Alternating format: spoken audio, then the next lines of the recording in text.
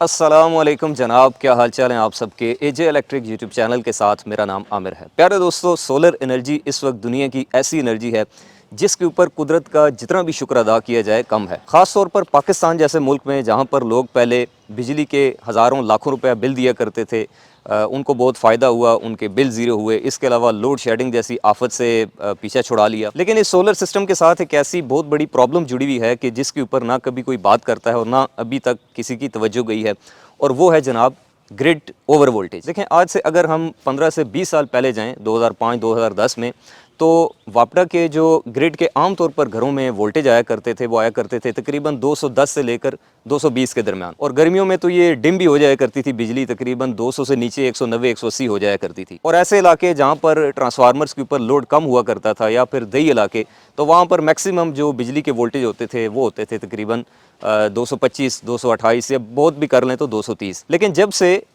ये solar system धड़ाधड़ पाकिस्तान में लगने शुरू हुए तकरीबन 2015 के बाद, और वो सिस्टम जो कि ग्रिड फीडिंग वाले होते हैं, जैसे कि ऑन ग्रिड सिस्टम या फिर नेट मीटरिंग वाले सिस्टम, उसके बाद से वही वोल्टेज का लेवल जो कि किसी ज़माने में 220 हुआ करता था, अब वो बढ़ते बढ़ते 250, 260 वोल्ट तक पहुंच गया है।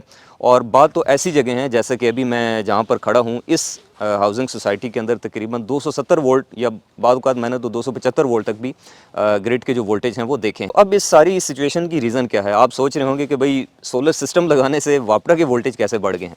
तो देखें, इसकी वजह यह है कि जितने भी जो ऑन ग्रिड इन्वर्टर होते हैं या हाइब्रिड इन्वर्टर, जब आप उनसे ग्रिड को बिजली रिवर्स करते हैं, ग्रिड फीडिंग ऑन करते हैं, तो अगर मिसाल के तौर पे पहले ग्रिड के वोल्टेज आ रहे हैं 220, तो अब इन्वर्टर तभी ग्रिड को फीड कर पाएगा जब उसका पोटेंशियल जो है वो हाई होगा। मिसाल के तौर पे एक इन्वर्टर है जिसको आपने 220 वोल्ट जो हैं वो प्रोवाइड किए हैं। अब उससे जब आप ग्रिड फीडिंग करवाते हैं, तो वो पहले अपने वोल्टेज को बढ़ाकर 10 से 15 वोल्ट का इजाफा करेगा, उसको 230 या 235 पे लेके जाएगा, तब जाके वो इस काबिल होगा कि वो ग्रिड को वापस फीड कर सके। क्योंकि जो चीज़ फीड कर रही है उसका पोटेंशियल, उसका जो वोल्टेज का लेवल है वो ज़्यादा होना चाहिए उसके जिसको वो फीड कर रहा है। बिल्कुल ऐसे ही एक इन्वर्टर जिससे आप ग्रिड फीडिंग करवा रहे हैं, उसको अगर हम 240 वोल्ट प्रोवाइड करते हैं ग्रिड की तरफ से, तो जब तक वो अपने वोल्टेज को बढ़ाकर 250 या 255 नहीं कर लेता, वो वापस ग्रिड को फीड नहीं कर पाएगा। अब इसको एक एग्जांपल की मदद से समझते हैं कि फ़र्ज़ करें एक ट्रांसफार्मर है एक गली के अंदर, जिस गली में 10 घर जो है वो बने हुए हैं।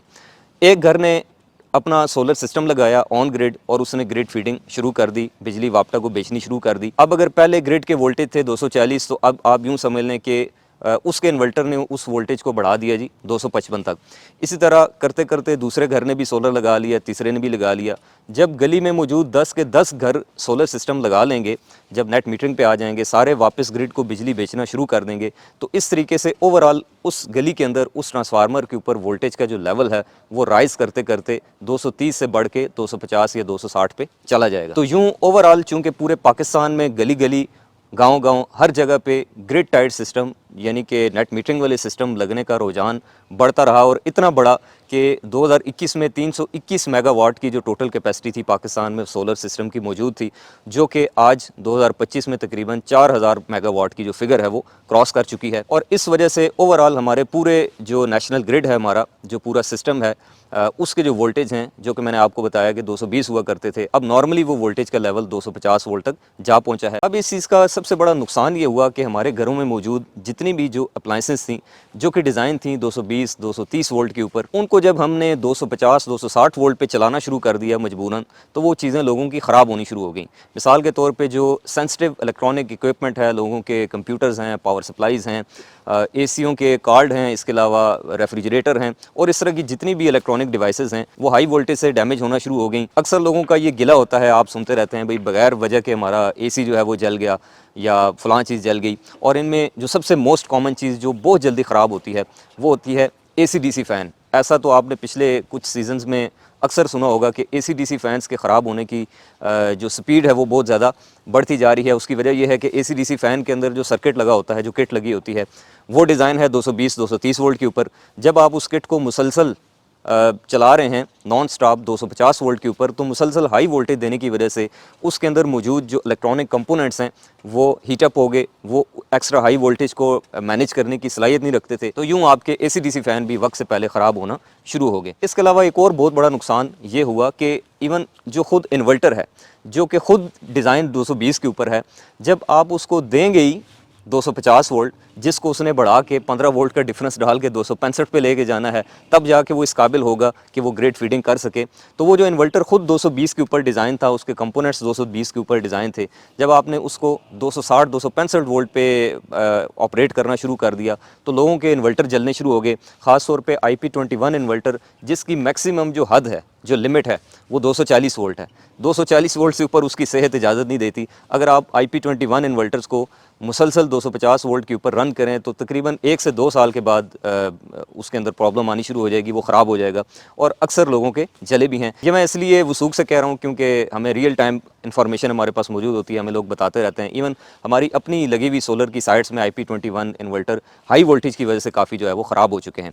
रही बात IP65 इन्वर्टर की, तो उनकी मैक्सिमम लिमिट तकरीबन 265 वोल्ट तक होती है, वो थोड़ा बहुत बर्दाश्त कर लेते हैं। लेकिन एक और बहुत बड़ी प्रॉब्लम वो ये है कि किसी भी इन्वर्टर की ग्रिड को फीड करने की जो लिमिट है, यानी कि जिस वोल्टेज के लेवल पे जाके वो वापडा को छोड़ देता है, वो है तकरीबन 260 वोल्ट।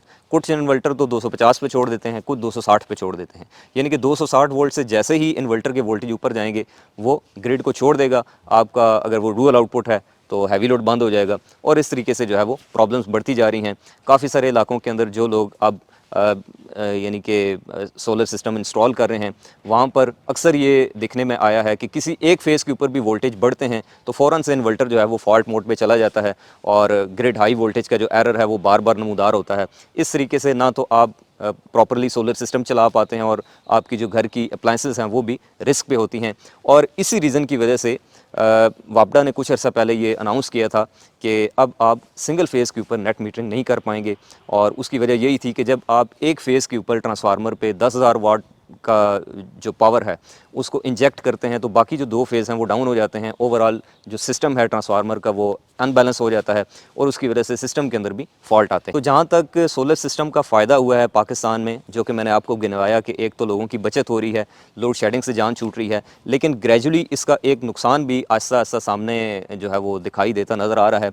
और जिस तरह के हालात हैं पिछले 10 सालों में, मैंने आपको बताया कि 220 से बढ़ के ये लेवल 250 पे चला गया, तो हो सकता है कि अगले 10 सालों में ये बढ़ते बढ़ते 280 या 300 वोल्ट तक चला जाए और उसके बाद क्या होगा कोई पता नहीं है।